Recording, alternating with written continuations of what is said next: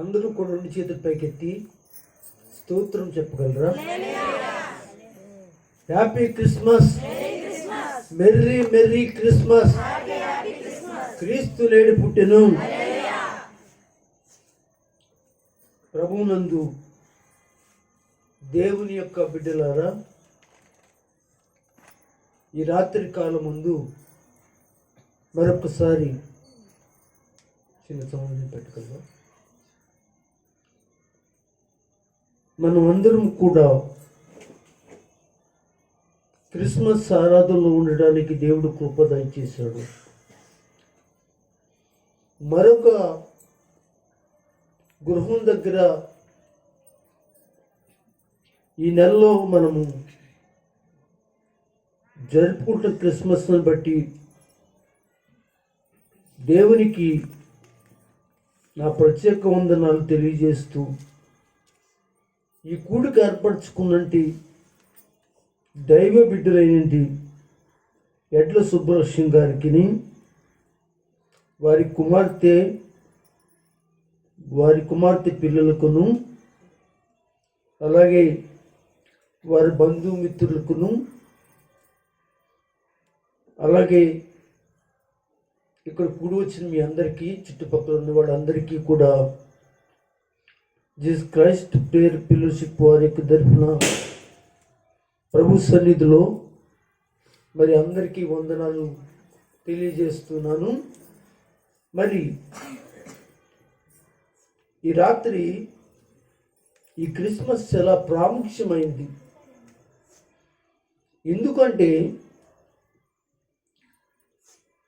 మరి సహోదరి సుబ్బలక్ష్మి గారు 2026వ సంవత్సరంలో చాలా చాలా శారీరకమైన బలహీనత కలిగింది.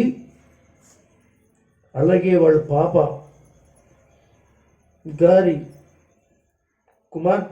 కుమారి బలహీనత ఏమిటి అంటే టైఫాయిడ్ జ్వరంతో ఈ సంవత్సరం 3 సార్లు వచ్చింది. అమ్మ శాంతం కాదు, వెనకాల కుర్చీ ఉందేమో, వెళ్ళి కూర్చుంది అమ్మ కదా. ఎందుకంటే బాగా ముసలు కదా, చూడ కుర్చీ ఇచ్చేవచ్చు కదమ్మా. అక్కడ కూర్చోమని ప్రకాష్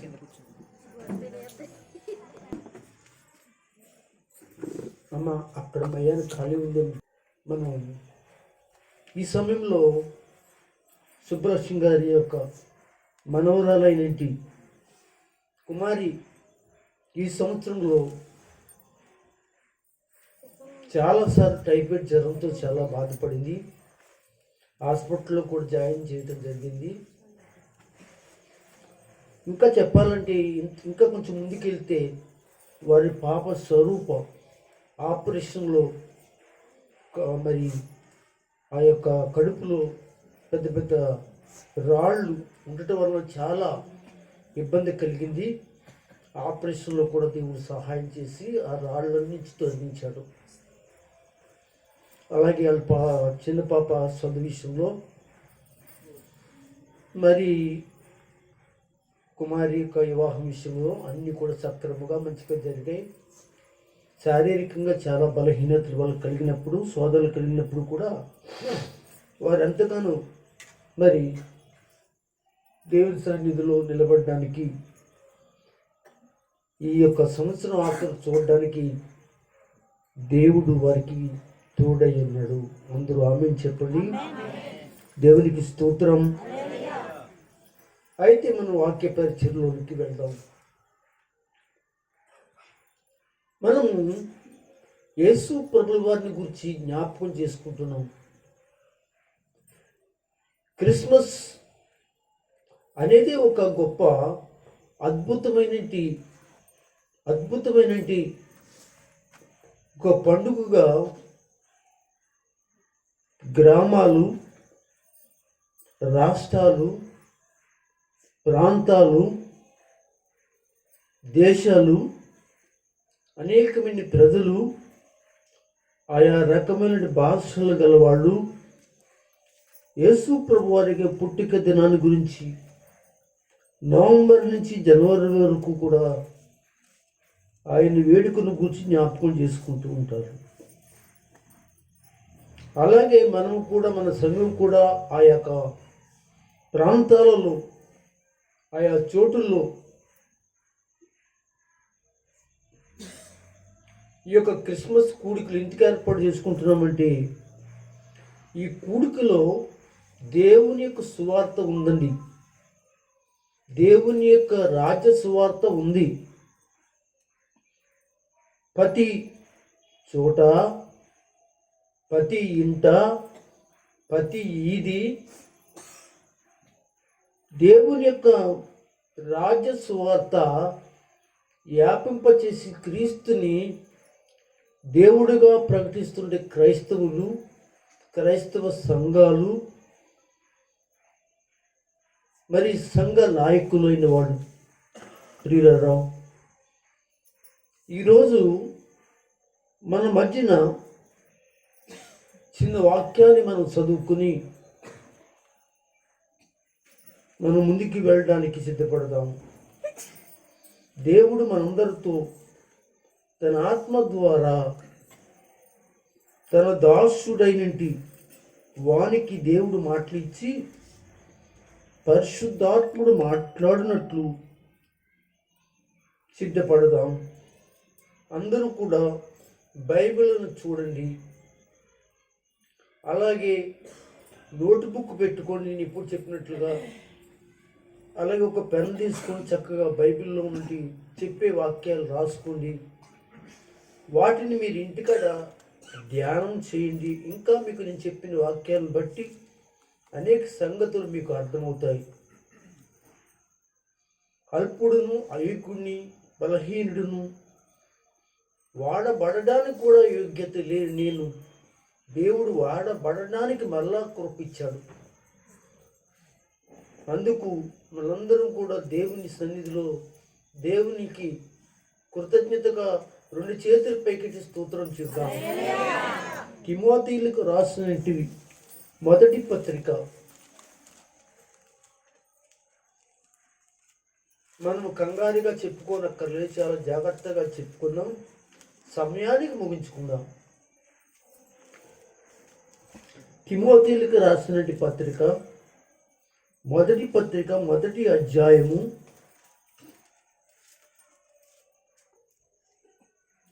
15వ వచనం మనం చదువుకుంటున్న భాగం. పాపులను రక్షించుటకు క్రీస్తు యేసు లోకమునికి వచ్చెను. అంతే చాలు.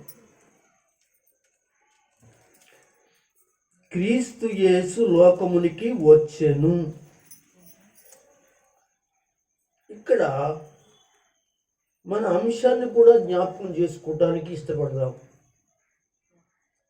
నేను ఈ నెలలో ఎక్కడైతే మీటింగ్ జరిగిందో, ప్రార్థన జరిగిందో, రకరకాల అంశాలు చెప్పాను. మరియ పాత్రను గురించి చెప్పాను. యేసోబును ఒక పాత్రగా చెప్పాను. మరొక చోట గొర్రెల కాపరుల గురించి ఒక పాత్ర గురించి చెప్పాను. ఇంకా వేరే వేరే సందర్భాల్లో వేరే వేరే యొక్క క్రిస్మస్ సందర్భాలు నేను చెప్తూ వచ్చాను.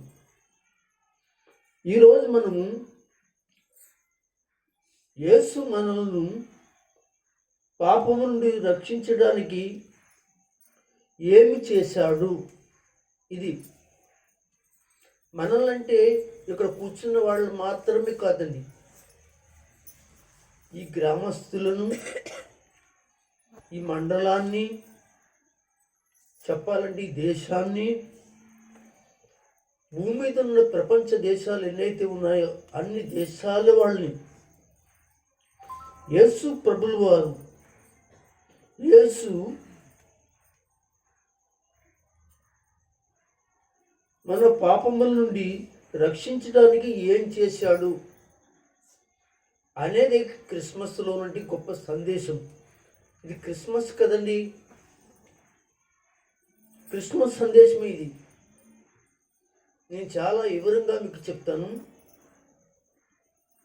ఆయన వచ్చాడు అంటేనే, పుట్టాడు అంటేనే, ఎందుకు వచ్చాడు అంటే మన అంశంలోని మనలను రక్షించడానికని వచ్చాడు.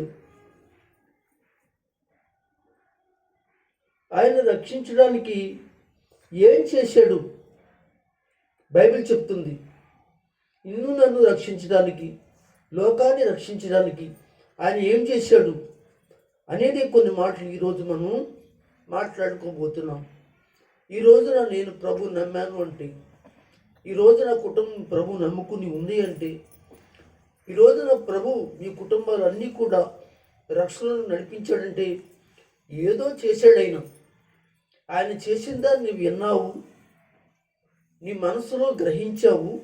అందుకే యేసు ప్రభు దగ్గరికి వచ్చి నీ పాపాలను కడుక్కుని రక్షించబడడానికి ఆయన చేసిన పనులు ఏవైతే ఉన్నాయో అవన్నీ నీ మనసుకు తెచ్చుకుని యేసు ప్రభుని నీ సొంత రక్షకుడుగా అంగీకరించి ఉన్నావు.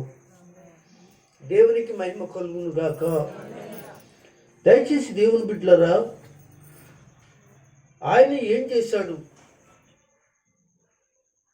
అని అంటే చాలామంది అంటే ఆయన ఏం చేశాడంటే మాకు ప్రభు నమ్ముకున్నాక 1 ఎకరం పొలం ఇచ్చాడా, 10 లక్షల డబ్బు ఇచ్చాడా, ఒక 4 బిల్డింగులు ఇచ్చాడా, లేకపోతే ఇంకోటి ఏదైనా ఇచ్చాడా? అవన్నీ మాకేమి ఇవ్వలేదండి. ఇచ్చాడు అని అంటున్నారు. ఆయన ఇచ్చింది ఏంటో తెలుసా? తన ప్రాణాన్ని ఇచ్చాడు. దేవునికి స్తోత్రం. ఆయన పరలోకాన్ని విడిచి భూలోకానికి వచ్చాడు. దేవునికి స్తోత్రం. గొప్ప త్యాగాన్ని ఆయన చేశాడు. అంతకంటే గొప్పది ఎవరు చేస్తారు? నీకు ఇంట్లో, నీ గ్రామంలో, నీ దేశంలో, నీ సంఘంలో ఎవరు ఉన్నారో ముందుకు వచ్చేవాళ్ళు? లేరు. మరి ఇంకేం చేయాలి నీకు? నువ్వు నరకంలోకి వెళ్ళకుండా నువ్వు, నీ బిడ్డలు, నీ గ్రామము, నీ దేశము కాపాడబడి క్రీస్తును నడవడానికి ఆయన చేసిన ఆ గొప్ప త్యాగానికంటే ఏదైనా ఉందా అని ఆలోచించి, ఇల్లు కడితే పొలాల విలువ కట్టలేము, భవనాల విలువ కట్టలేము, మనకున్న బంగారాన్ని విలువ కట్టలేము.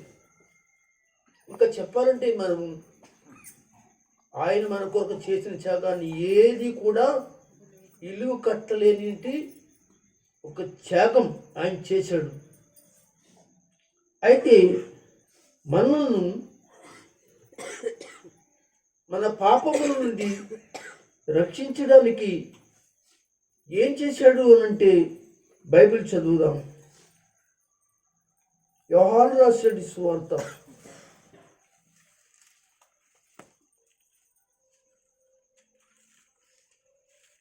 1. యోహాను రాసినటువంటి సువార్త 3వ అధ్యాయం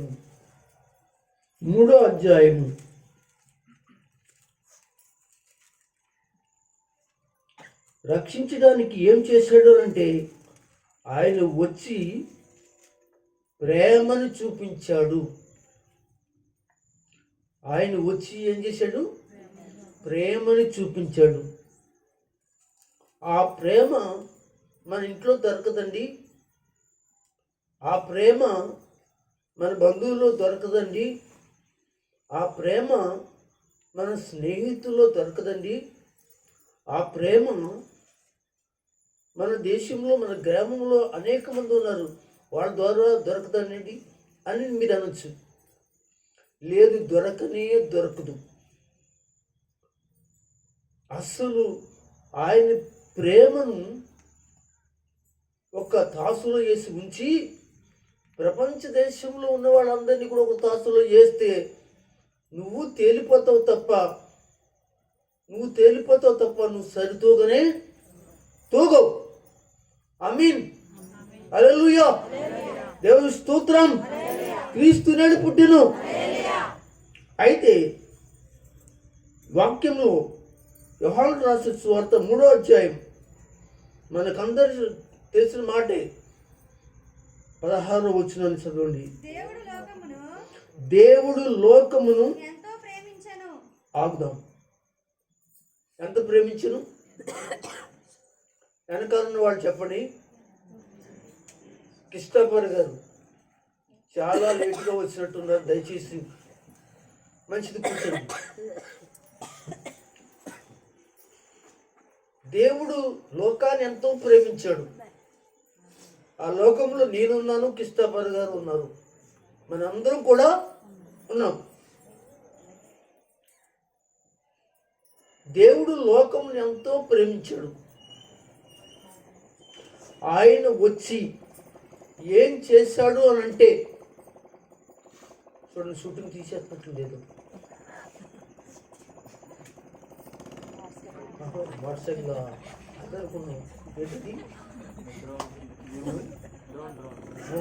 డ్రోన్ ఒకవేళ తిరుగుతుందేమో అనుకున్నాను. ఒకవేళ మిమ్మల్ని అందరినీ కూడా షూట్ చేసేస్తున్నామో ఆ షూటింగ్లో పడిపోతారు. దేవునికి మహిమ కలుగు గాక. హల్లెలూయా. కనుక ప్రియమేంటి దేవుని బిడ్డలారా, ఈ రోజున అలాంటి మరి వస్తువులు ఉండాలండి. ఎందుకంటే కొన్ని ప్రార్థన చోట్ల కాడ దొంగచాటుగా కొంతమంది మీద దాడి చేసే వాళ్ళు ఉంటారు. కాబట్టి కనిపెట్టడం అనేది అటువంటివి మనకు చాలా అవసరం. ప్రియమేంటి దేవుని బిడ్డలారా, మన వాక్యంలోకి వెళ్తున్నాం. ఆయన వచ్చి ప్రేమించాడు. ఇక్కడ దేవుడు లోకమును ఎంతో ప్రేమించాడు. అసలు లోకాన్ని ప్రేమించడానికి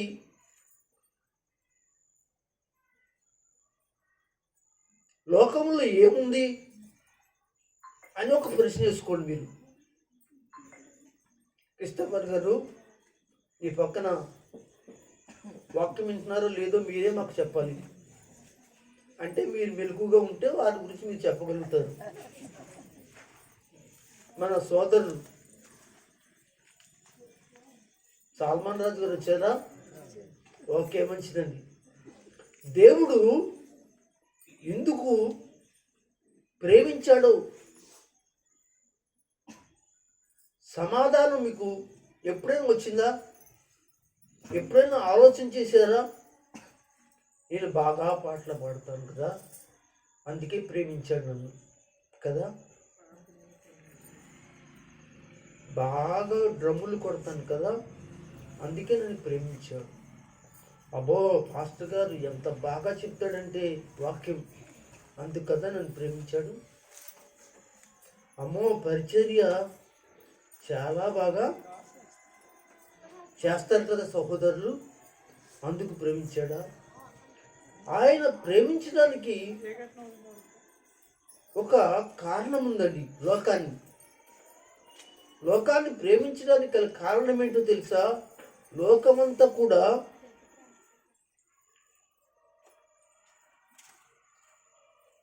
ఎలా ఉంది అంటే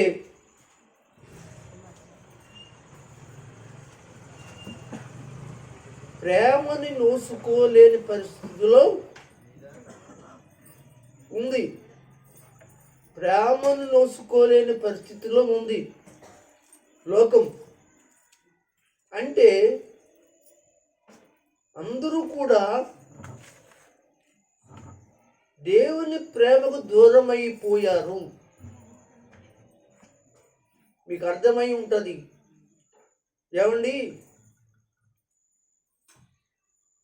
మన బిడ్డలు మన ప్రేమకు దూరం అయిపోయారు అనుకోండి, తల్లిగా తండ్రిగా మీకు నేను చెప్తూ ఉన్నాను, మన పిల్లలు మన ప్రేమకు దూరం అయ్యారనుకోండి, వాళ్ళ అధోగతి పాలైపోతారు, అస్థిరులు అయిపోతారు, లోకదిమ్మరులు అయిపోతారు, రకరకాల జీవితాలు జీవిస్తారు, నాశనమునకు వెళ్ళిపోతారు. ఆ స్థితిలో ఉన్న వాళ్ళని మనం ఏం చేస్తామంటే తిరిగి హక్కుని చేర్చుకుని, కౌగుటిని చేర్చుకుని, వాళ్ళు చేసేటి తప్పులు పొరపాట్లను క్షమించి ఎంతగానో మన బిడ్డ మనకు మంచి స్థితిలో ఆధ్యాత్మికంగా శారీరకంగా ఉండాలని కోరుకుంటాం. అలాగే ఈ లోకంలో ఉన్నటువంటి ప్రజలందరూ కూడా దేవుని బిడ్డలే కనుక వాళ్ళందరినీ కూడా ప్రభు అయిన యేసుక్రీస్తు తన యొక్క రక్తం ద్వారా విడిపించాలని, పాపులుగా ఈ లోకంలో లోక వ్యసనాలతో భయంకరమైన పరిస్థితుల్లో ఉన్నారు కనుక వాళ్ళందరినీ కూడా విడిపించడానికి ఆయన ప్రేమించాడే తప్ప నీ దగ్గర అనగా లక్షల బంగారం ఉందని, కోట్ల బంగారం ఉందని, నువ్వు మాటకారువని, నువ్వు మరి అనగా చేతలను అన్ని విషయాల్లో గొప్పదానం అని ఒకవేళ అనుకుంటున్న వారు ఎవరైనా ఉంటే దయచేసి దాని గురించి కదే ఆయన ప్రేమించింది. నీ పాపములను క్షమించడానికైనా ప్రేమించి ఆయన ఈ లోకానికి దిగి వచ్చింట. అనగా ఎవరైనా లోకరక్షకుడైన యేసు ప్రభుల వారు. ఆయన ఇప్పుడు రక్షకుడుగా ఉన్నాడు.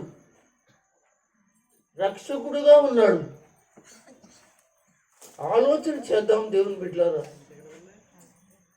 రక్షకుడుగా ఆలోచిద్దాం దేవుని బిడ్డలారా. అలాంటి రక్షకుడు ఈ లోకానికి ఎందుకు వచ్చాడని మనము ఆలోచన చేద్దాం. మా మెల్లిగా వచ్చే ప్లేస్ ఉంటుంది గనుక ఈ సమయంలో నీ కొరకు, నా కొరకు,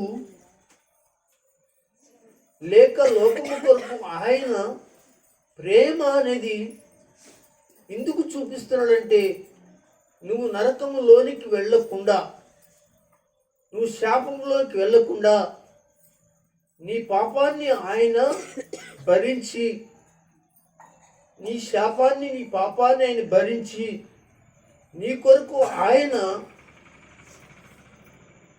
రక్షణ కలుగజేసి మళ్ళీ దేవుని ప్రేమలో నిన్ను నడిపించడానికి ఈ లోకానికి దిగి వచ్చింది లోకరక్షకుడు. ఆయన ఎందుకు వచ్చాడు? ఆయన వచ్చి ఏం చేశాడు అనంటే, ఆయన లోకాన్ని ప్రేమించాడు. అసలు లోకాన్ని ప్రేమించడానికి ప్రేమ ఆయన పొందుకోవటానికి మన దగ్గరే ఉందండి. మన దగ్గర ఏమి లేదు, పాపం తప్ప ఏమీ లేదు దేవుడు మనం ప్రేమించడానికి. అలాంటి స్థితిలో ఉన్నట్టు మనల్ని ఆయన ప్రేమించడానికి ఇష్టపడతాడంటే, కానీ మన జీవితాలు ఆయనకు సమర్పించుకుని ఆయన వెంబడిస్తే తప్పనిసరిగా ప్రేమిస్తాడు. అందుకే ఆయన దిగి వచ్చి తన ప్రేమని చూపించాడు. దేవునికి స్తోత్రం, హల్లెలూయా. రెండోది, ఆయన ఎందుకు దిగి వచ్చాడు? వచ్చి ఏం చేశాడు?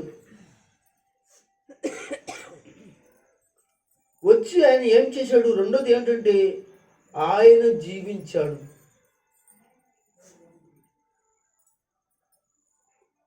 ఆయన ఏం చేశాడండి? జీవించాడు. ఏమండి, ఆయన జీవిస్తే మనకేంటి లాభం? అది కూడా ఆలోచన చేయాలి. ఆయన దిగి వచ్చి జీవించాడు, అలాగే మనం పుట్టి జీవిస్తున్నాం, అది కూడా ఒక లెక్కే. కనుక రెండోదిగా ఆయన ఎందుకు దిగి వచ్చాడు? దిగి వచ్చి ఏం చేశాడు అంటే, ఆయన జీవించుతున్నవాడుగా ఆయన కనపడుతుంది. ఆయన జీవించినప్పుడు ఆయన జీవితాన్ని ఒకసారి మనం పరిశీలన చేసుకోవాలి. ఆయన జీవించాడని మనం అనుకున్నాం. ఒకసారి ఆయన ఎలా జీవించాడు, ఎలా మాట్లాడాడు, ఎలా ప్రవర్తించాడు, ఎలా ఉండమన్నాడు, ఆయన ఎలాగున్నాడు అంటే, ఆయన జీవిత విధానం మనం నేర్చుకోవడానికి ఆయన దిగొచ్చాడు. అందుకని ఆయన దిగివచ్చి ఏం చేశాడంటే, పాపము లేనివాడిగా జీవించాడు. దేవునికి స్తోత్రం.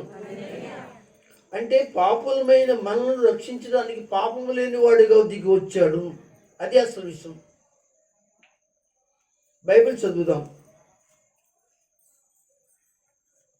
బైబిల్ గ్రంథం చదువుదాం. యోహాను సువార్త 8వ అధ్యాయము 46వ వచనం చదువుతారు.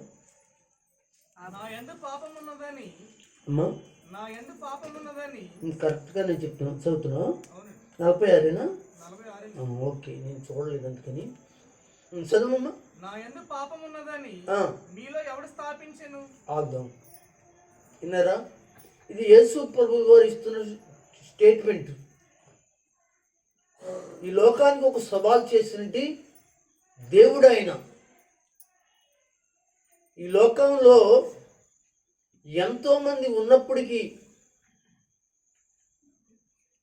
ఆయన ఉన్న కాలంలో, అంత ముందు కాలంలో, ఇప్పుడు నేటి కాలంలో కూడా ఆయన మాట్లాడుతున్నట్టు మాట ఏమిటో తెలుసంటే, నా యందు పాపముందని ఎవడైనను స్థాపించగలడా అంటే ఆయన రెండో మాటలో మనకేం చెప్తున్నాడంటే, ఆయన జీవించాడు. ఆయన జీవితం పాపం లేని జీవితం. పాపులమైన మనల్ని ప్రేమించాడు.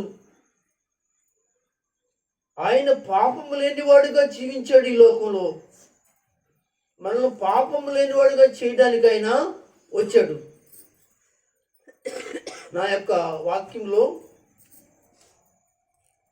ఒక క్రిస్మస్ ఏమి ఉండదండి. చాలాసార్లు చెప్తాను, నా మెసేజ్లో ఒక క్రిస్మస్ ఏమి ఉండదు.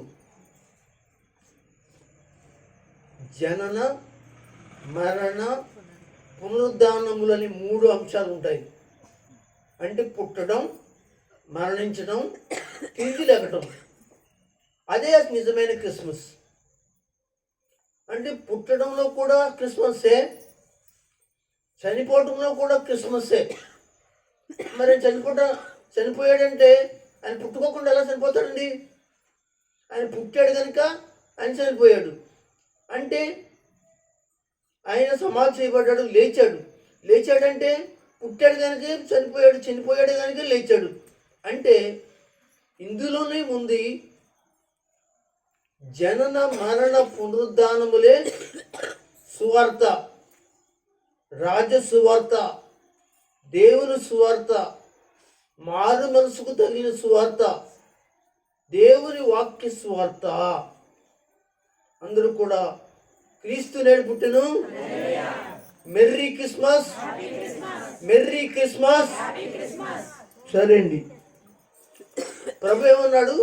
నాలో ఎవడైనను స్థాపించగలడా? అవును, ఆయన జీవించిన కాలంలో ఎవరైతే ఉన్నారో వారు ఎదుట సవాల్ చేశాడు. పెద్ద పెద్ద పండితులు ఎదుట, మహానుభావులు ఎదుట. కానీ ఆయనను పాపంలో పట్టుకోవటం, లేదా పాపము కలిగిన వాడిగా చిత్రీకరించడం ఎవరి వల్ల అవ్వలేదు. ఎందుకంటే ఆయన పాపం లేని వాడిగా పుట్టాడు కనుక. అంటే కన్యక మరియ గర్భమున అనగా పాపులను రక్షించడానికి ఈ లోకానికి వచ్చాడని మత్తయి సువార్త 1:21 రాయబడింది. చదవక్కర్లే. దేవుని వారులారా మీరు గమనించండి.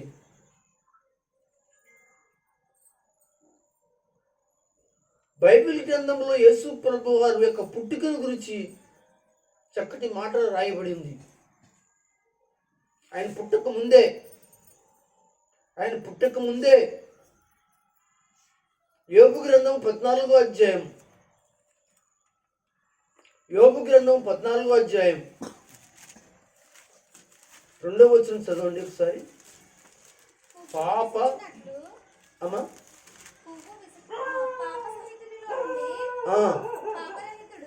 అమ్మ కొంచెం కింద వాళ్ళు చదువుతారు.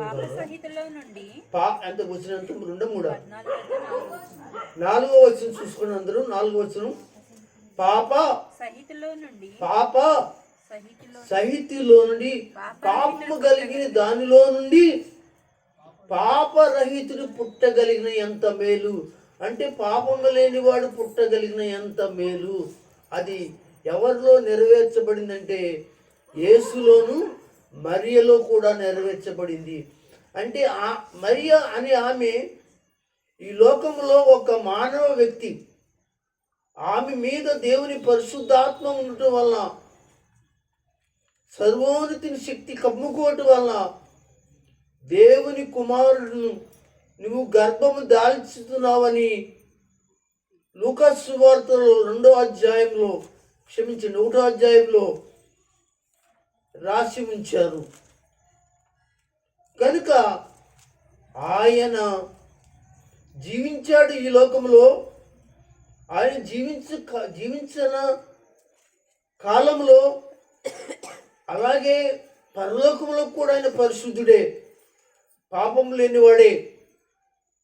ఆ పాపం లేనివాడే కిందకి దిగి వచ్చి మానవుల యొక్క పాపములను ఏం చేశాడంటే తన రక్తము చేత శుద్ధి చేశాడు. మనం తర్వాత చదువుకుంటాం. ఇక్కడ మనకి ఏం కనపడుతుంది అని ఆలోచన చేస్తే, పాపం లేనివాడుగా పాప సహితులో నుండి పాపరహితుడు పుట్టగలిగిన ఎంత మేలు. దేవునికి స్తోత్రం. ఎక్కడైనా జరుగుద్దండి? ఒక పురుషుడు ఒక స్త్రీ ఈ లోకంలో శారీరకంగా ఉన్నారు కనుక, ఆదాము నుంచి వచ్చిన పాపం వారిలో ఉంది కనుక, వారికి పుట్టిన పిల్లలు ఎవరైతే ఉంటారో మరి దేవుని యొక్క ఆజ్ఞను అతిక్రమించారు కనుక వాళ్ళ మీద దేవుని యొక్క శాపము అనేది ఉండటం వల్ల వాళ్ళు పాపులు అయిపోయారు. ఆ పాపులైన వారికి పుట్టే పిల్లలందరూ కూడా వారి సంతానమంతా ఈ లోకంలో అనేక కోట్లాది ప్రజలు ఉన్నారు, పాపులై ఉన్నారు. అయితే వారిలో కన్యక మరియ అంటే ఇంకా పెళ్లి కాని వ్యక్తి, ఇంకా చెప్పాలంటే పురుషుని ఎరగనది, అలాంటి వ్యక్తి గర్భం దాల్చడానికి దేవుడు అనుమతించినటువంటి గొప్ప అనుమతి ఏమిటో తెలుసంటే, సర్వోన్నతమైన శక్తి ఆమెని కమ్ముకోవటం వల్ల పరిశుద్ధుడు ఏం చేశాడో తెలుసా? ఆమె గర్భమును జన్మించాడని లూకాసు సువార్త 1వ అధ్యాయంలో చెప్పబడుతుంది. కనుక పాప సహితులో నుండి పాపరహితుడు, పాపము లేనివాడు పుట్టగలిగిన ఎంత మేలు. అవును, ఆ మేలు ఇప్పుడు ఏం జరిగిందో తెలుసా? పుట్టడం వల్ల ఏం జరిగిందంటే, లోకాన్ని అంతటినీ కూడా తన రక్తం చేత శుద్ధి చేయడానికి ఆయన తన రక్తాన్ని శిలువలో కార్చారు. మనం చదువుకుంటాం, జనన మరణ పునరుద్ధానములు మనం కుందుకెళ్తాం. ఇంకొక మాట చదువుకున్నాం ఇందులో, పేతురు రాసిన మొదటి పత్రిక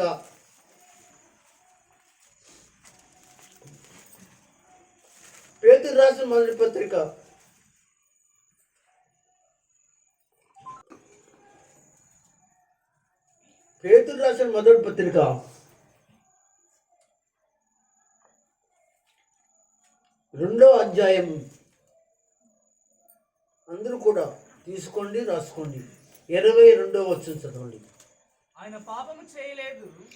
ఆయన అంటే యేసు ప్రభు. ఆయన అంటే యేసుక్రీస్తు ప్రభు వారు. ఆయన పాపము చెయ్యలేదు. ఆయన నోటను ఏ కపటమును కనబడలేదు. ఆయన నోట్లో ఏ కపటము కూడా కనబడలేదు. దేవునికి స్తోత్రం చెప్పండి. హల్లెలూయా. అందరూ గట్టిగా చెప్పండి. విన్నారా? ఆయన పాపము చేయలేదట. ఆయన నోటు ఎటువంటి కపటము లేదటండి. మానవులే పాపము కలిగిన వారు, మానవులే ఈర్ష్య కలిగిన వారు, మానవులే కపటం కలిగిన వారు, రకరకాల యొక్క ఆలోచన కలిగిన వారు మానవులు తప్ప మనిషి కుమారుడిగా పుట్టిన దైవ కుమారుడని యేసుక్రీస్తు మాత్రం ఆయన పాపము చేయని వాడు, ఆయన నోట ఏ కపటము లేని గొప్ప వ్యక్తి. దేవునికి మహిమ కలుగును గాక. ఆమేన్. కనుక యేసు మన పాపం నుండి రక్షించడానికి ఏం చేశాడు? రెండోది, ఆయన జీవించాడు. ఎలాంటి జీవితం? పాపం లేని జీవితం. మూడోది చూద్దాం, ఆయన భరించాడు.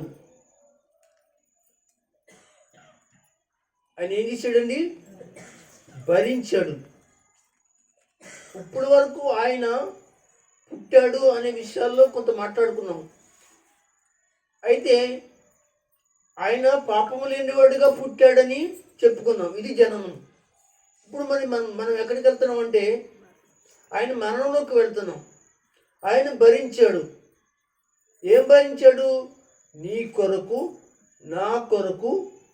అనగా ఏం భరించాడు అనంటే విడుదల కొరకు, మన పాపముల నిమిత్తమైన శ్రమలను భరించాడు. దేవునికి స్తోత్రం చెప్పండి. హల్లెలూయా చెప్పండి. ఆయన భరించాడు. నువ్వు చేసిన తలంపులు, నువ్వు చేసిన తలంపులు అంటే తలలో ఉన్నటి తలంపులు, అవి పాపము కలిగిన తలంపులు. ఆ పాపం కలిగిన తలంపులకి ఆయన భరించింది ఏంటంటే ముళ్ళు కిరీటం పెట్టారు. ఎలాంటి ముళ్ళు కిరీటం అనుకుంటున్నారు? 3 సంగుళాలు 4 సంగుళాలు ముళ్ళు తీగను తీసుకుని వచ్చి దాన్ని ఒక కిరీటంగా చేసి తలల మీద పెట్టి కర్రతో కొడుతూ ఉంటే, తలలో దిగుతూ ఉంటే, ఆ యొక్క తలలోకి మెదడులోకి దిగిపోతూ ఉంటే, రక్తం కారుతూ ఉంటే, మనం చేసిన తలంపులకి, మనం ఆలోచించిన మన పాప ఆలోచనలకి ఆయన భరించాడు. ఆయన భరించి మనం ఇడిపించడానికి ఆయన చేశాడు త్యాగం. ఇంకేం చేశాడో తెలుసు ఆయన? ఏం భరించాడో తెలుసు అంటే, మన చేతుల చేత, మన కాళ్ళ చేతలు చేసిన పాపాలు, చేయి చేత చేసిన పాపాలు, కాళ్ళు చేసిన పాపాలు ఏవైతే ఉన్నాయో వాటికి ఆయన మేకులు దిగ్గొట్టించుకున్నాడు. అది మన పాపాలకి మనం భరించాలి, మనం శిక్ష పొందాలి, మనం మేకులు కొట్టుకోవాలి, మనం ఏడవాలి. కానీ ఆయన జన్మించి ఆయన చనిపోయేటప్పుడు మన కొరకు ఆయన చేసింది ఏంటో తెలుసు అంటే, 3 మేకులు ఆయనను, కుడి చేతులు ఒక మేకు, ఎడమ చేతులు ఒక మేకు, అలాగే 2 కాళ్ళకి ఒకదాని పక్కన దానిపైన ఒకటి వేసి, అనగా 2 కాళ్ళ మీద, పాదముల మీద ఏం చేశారో తెలుసంటే మేకులు కొట్టారు. ఆలోచన చేయండి. అంటే ఇక్కడ మనకి ఏం కనపడుతుంది అని ఆలోచన చేస్తే, యేసుక్రీస్తు వారి యొక్క ఏం చేశాడు నీకు నాకు? ముందే చెప్పాను, ఎవరు చేయలేనిది, ఎవరు కూడా ఇవ్వలేనిది యేసు ఒక్కడు మాత్రమే. నీ తల్లి ఇవ్వలేనిది, నీ తండ్రి ఇవ్వలేనిది, నీ బంధువులు ఇవ్వలేనిది, అనగా నీ ఆస్తిపాస్తులు ఇవ్వలేనిది, యేసు శకంలో మనకి గొప్ప విషయం మనకి తెలుస్తుంది. కనుక అందుకే యేసు ప్రభువారిని మనం రక్షకుడుగా ఖచ్చితంగా అంగీకరించాలి. కనుక దేవుని బిడ్డలారా, దేవుని వాక్యంలో చెప్తున్న మాట మీరు ఆలోచన చేస్తే, ఆ యొక్క పేతురు పత్రికలో 1 పేతురు పత్రికలో 2వ అధ్యాయము 22వ వచనంలో ఆయన పాపము చేయలేదు అని మనం చెప్పుకుంటూ, 3వ మాటలో మనము ఆయన భరించాడు, మన విడుదల కొరకు భరించాడు అని కూడా మనం చెప్పచ్చు. కనుక మనం ఏం తప్పు చేశామని, ఏం ఆయన మన కొరకు మనం ఆయనకి ఏం చేశామని, ఏ మంచి చేశామని ఆయన మన కొరకు సిలువెక్కి బళ్ళంతో పొడిపించుకున్నాడు, మేకుతో కొట్టించుకున్నాడు అంటే దేవుని బిడ్డలారా ఆయన దిగి రావటమే మనందరినీ కూడా ఇలాంటి శాపాల నుంచి విడుదల దయచేసి పుణ్యలోకం అనబడిన మోక్షలోకం అనబడిన ఆ పరలోకమైకి మిమ్మల్ని తీసుకువెళ్ళడానికి, నరకం నుండి ఇడిపించి ప్రభు మిమ్మల్ని నడిపించడానికి ఆయన వచ్చారని, దిగి వచ్చాడని, ఆయన చేశాడని త్యాగం మీకు జ్ఞాపకం చేస్తున్నాము. యెషయా గ్రంథం 53:6 చదవండి.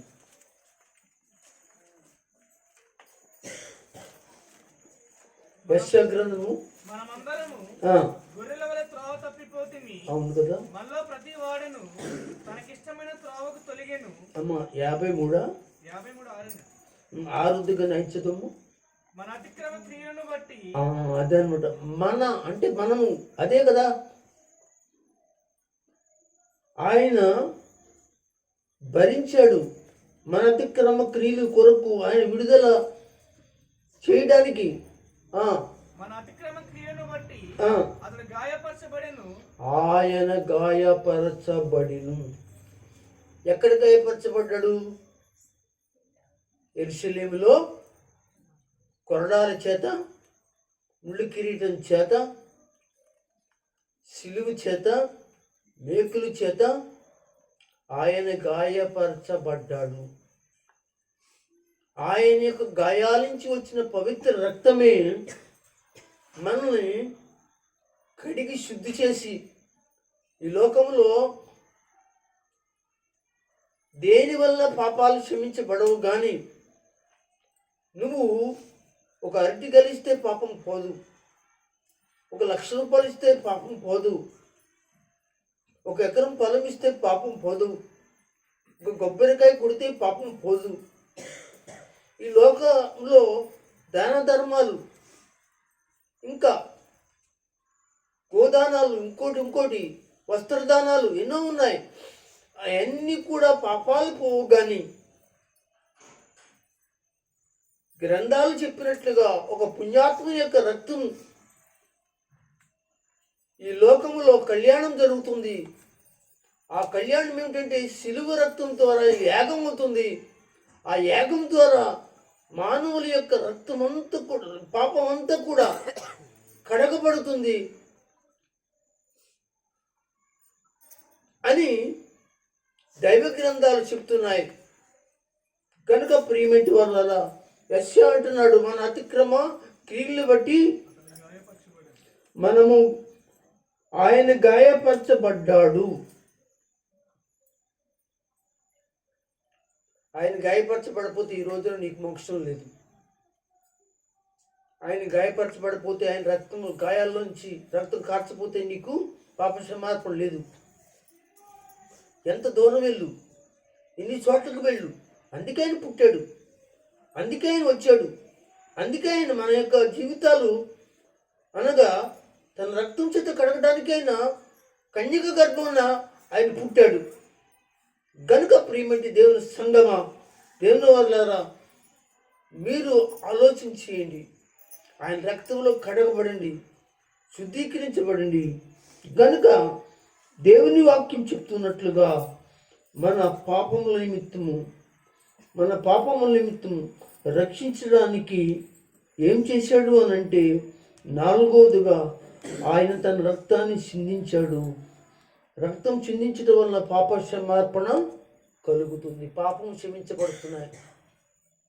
మేకను కోస్తే నీ పాపాలు క్షమించిపోవు, గొర్రెను కోస్తే నీ పాపాలు క్షమించబడు, ఒక కోడిని కోస్తే పాపాలు క్షమించబడు, లేకపోతే ఏదేదో చేస్తే ఎక్కడెక్కడికో తిరిగితే నీ పాపాలు క్షమించబడవు. కానీ ఇదిగో ఇక్కడ అంటుంది, ఆయన ఎందుకు వచ్చాడు అనే విషయాన్ని ఇక్కడ రాస్తూ ఉన్నట్టు మాట మనం గమనించినట్లయితే ఏం చేశాడో తెలిసి ఆయన వచ్చి ఆయన తన రక్తాన్ని సిందించాడు.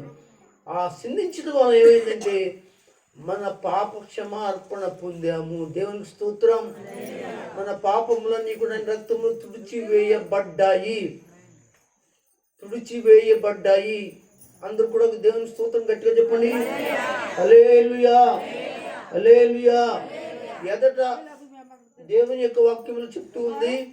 యోహాను సువార్త మొదటి యోహాను సువార్త మొదటి యోహాను సువార్త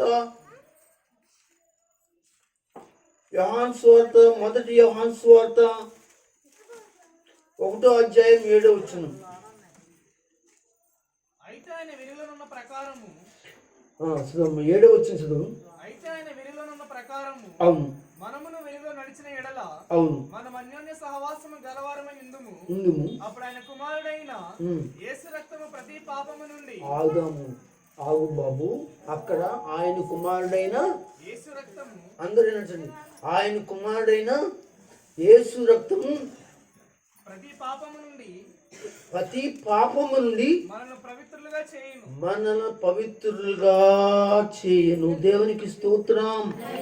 ఆయన తన రక్తాన్ని క్షమించాడు. ఎందుకో తెలుసంటే మన పాప క్షమార్పణ నిమిత్తము.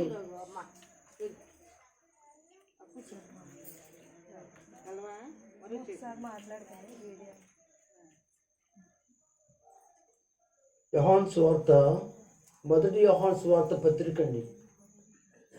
పత్రికల్లో యోహాను పత్రిక అండి.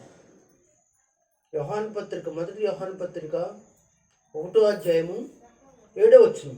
మళ్ళా చదవండి.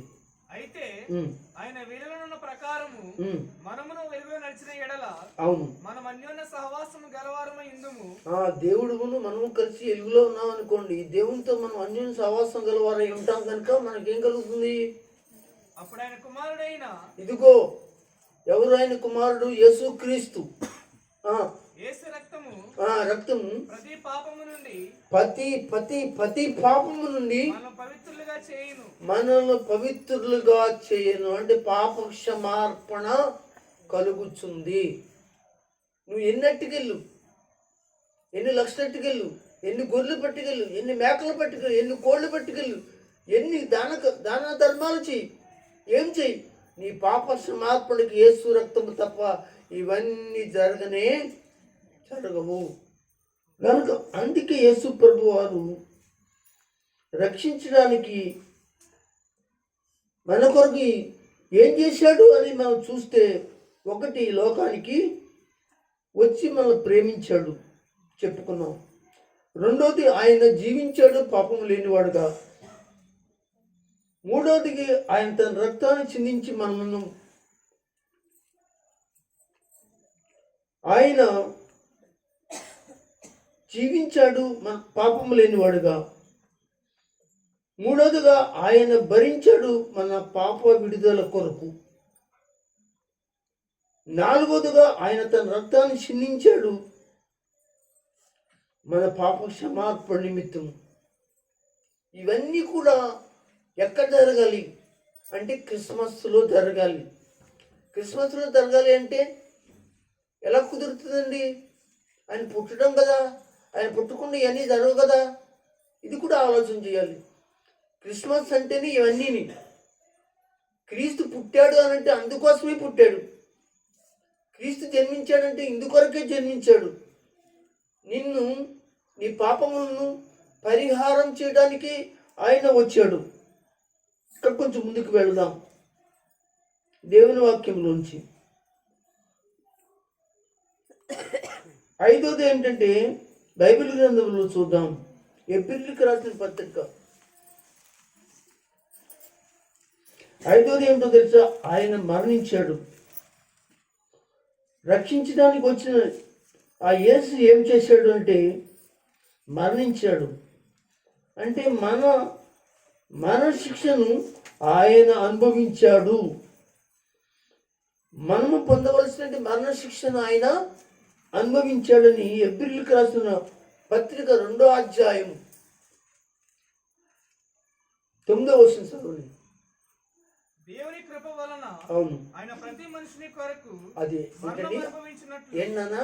ప్రతి మనిషి కొరక, ప్రతి మనిషిని కొరకు, పాస్టర్ గారి కొరక, ప్రతి మనిషిని కొరకు. ప్రతి మనిషి అంటే భూమి మీదన వాళ్ళు వీళ్ళు తేడా లేదు. ప్రతి మనిషి కొరకు మరణం అనుభవించినట్లు మరణము అనుభవించాడు. అది ఎప్పుడు? 2026 సంవత్సరాల క్రితం కదండి.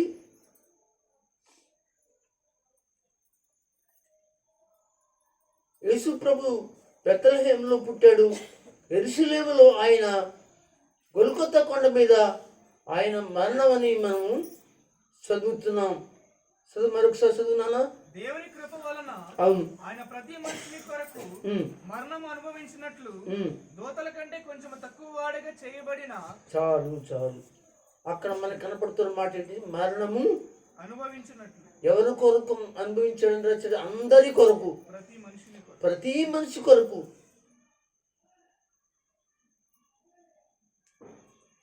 దేవుని యొక్క బిడ్డలారా, మీరు గమనించాలి.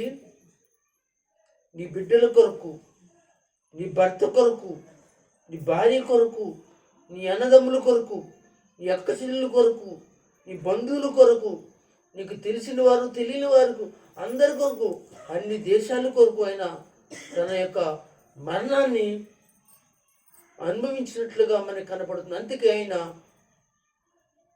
కన్యక గర్భమునైనా జన్మించడం జరిగింది కనుక ప్రియులారా, అందుకే ఆయన దిగి వచ్చాడు. దిగి వచ్చి కన్యక గర్భాన ఆయన జన్మించి ఈ భూమి మీద ఆయన పుట్టి పెరిగి ఆయన 33.5 సంవత్సరాలు బ్రతికి 3.5 సంవత్సరాలు సేవ చేసి ఆయన ఈ లోకములో అందరి కొరకు ఆయన మరణించారని చెప్పబడుతుంది. మరణించారు. ఈ తర్వాత ఆయన మరణించారు అనుకున్నారు, కానీ ఆయన్ని సమాధి చేశారు. అంటే సమాధి చేసిన వాడు సమాధిలోనే ఉండలేదు, కానీ ఆ సమాధిని బద్దలు కొట్టుకుని లేచాడు. దేవుని స్తోత్రం చెప్పండి. లేచాడు. జనన మరణ పునరుద్ధానము ఎవరిలో జరిగినాయి? యేసులో జరిగినాయి. అలాగే నువ్వు నేను తల్లి గర్భంలో పుట్టి అది మొదట జననము. యేసులో రెండవ జననము జరిగితే, అంటే నమ్మి బాప్తిసం పొంది రక్షించబడితే ఆయన పాపము క్షమించినట్లుగా ఆయన రక్తంలో కడగబడితే, బాప్తిసం పొందితే, తల్లి గర్భం నుంచి ఎలాగొచ్చావో యేసు రక్తం నుంచి మళ్ళీ పుట్టినవాడుగా నీవు ఉంటావు. అది రెండవ జన్మ. ఈ జన్మలో నీకు మరణం ఉంటుంది. భౌతికంగా శరీరము మరణమైన కానీ ఆత్మ యేసు రక్తములో నిష్కళంకముగా ఉంది కనుక నీవు తిరిగి లెగుస్తావు. అందుకే సమాధి చేయబడిన వాడు లెగుస్తారని నిరీక్షణతో ప్రతి భక్తుడు చూస్తూ ఉన్నాడు, ప్రతి క్రైస్తవుడు చూస్తున్నాడు, ప్రతి క్రైస్తవ లోకంలో ఉన్నవారు చూస్తున్నారు.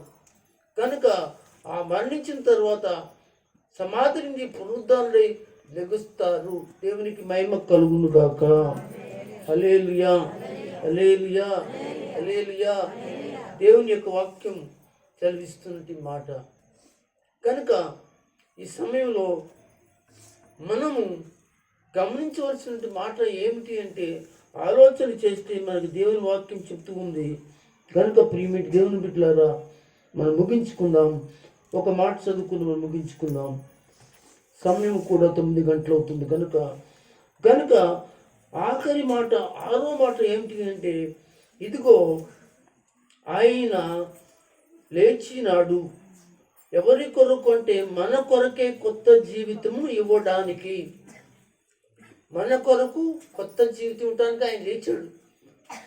అంటే మనం తిరిగి సమాధి చేయబడితే, చనిపోతే, యేసు రాక ముందు మనం సమాధిలోంచి లెగుస్తాం. ఒకవేళ ఆయన ఒకవేళ రాకడలో మనం సజీవులుగా ఉంటే మనం ఎత్తబడతాం. కొత్తగా మనం ఏం చేస్తామో తెలుసో దేవుని వాక్యం చెప్తుంది. మనం అనగా మహిమ శరీరాలతో పరలోకానికి మనం వెళతాం. ఒక్క వాక్యాన్ని చదువుకుని మనం ముగించుకుందాం. రోమీయులకు రాసిన పత్రిక 6వ అధ్యాయం 8వ వచనం చదవండి. మనము క్రీస్తుతో కూడా చనిపోయిన ఎడల, అదిగోండి, అంటే ఆయన నమ్మి మారుమనసు పొంది ఆయన రక్తంలో కడగబడి ఆయన సేవ చేసి ఆయన స్వార్థ చేసి ఆయన ఎమ్మడించి ఆయన కొరకు ఈ లోకంలో జీవించి చనిపోయిన ఎడల, లేకపోతే ఆయన వచ్చే వరకు జీవించిన ఎడల ఏం జరుగుతుంది? మృతుల్లో నుండి లేచిన ఆయన ఎలాగ లేచాడో అలాగే క్రీస్తు ఇకను చనిపోడనియు మరణమునకు ఇకను ఆయన మీద ప్రభుత్వం లేదని ఎరిగి, అలాగే తన ప్రజల మీద కూడా అనగా రెండవ మరణం, అదే మొదటి మరణం అని శరీర మరణము లేదని, లేక ఆత్మ మరణము లేదని మనం గ్రహించి ఆత్మ పైకెత్తబడుతుంది. అదిగో ఆత్మ ఏం చేస్తాయి? మహిమ శరీరాలు ధరించుకుంటాయి. అది కొత్త జీవితం. దేవునికి స్తోత్రం. ఇంత చేస్తే యేసు ప్రభు ఇంత ఎవరైనా చేయగలరా? చేయడానికి ఎవరైనా ముందుకు రాగలరా? ఎవరికైనా శక్తి ఉందా? ఆలోచన చేయండి. ఈ క్రిస్మస్ అందుకే, ఈ క్రిస్మస్ వేడుకలు అందుకే, ఈ క్రిస్మస్ పండుగలు ఇందుకే. దేవునికి స్తోత్రం. కనుక దేవుని బిడ్డలను మీరు గమనించండి. మనము లేక యేసు మనలను పాపముల నుండి రక్షించడానికి ఏం చేశాడు అనంటే మనం చదువుకున్నాం 7 సంగతులు. ఆ 7 సంగతులు మీరు జాగ్రత్తగా ధ్యానం చేసుకోండి. మీరు ప్రభు రాకడ కొరకు సిద్ధపడండి. అనేక మంది కొరకు స్వార్థ ప్రకటించండి. అనేక మందికి ఈ విషయాలు చెప్పండి. క్రీస్తు మిమ్మల్ని వాడుకుని బలపరచును గాక. ఆమేన్.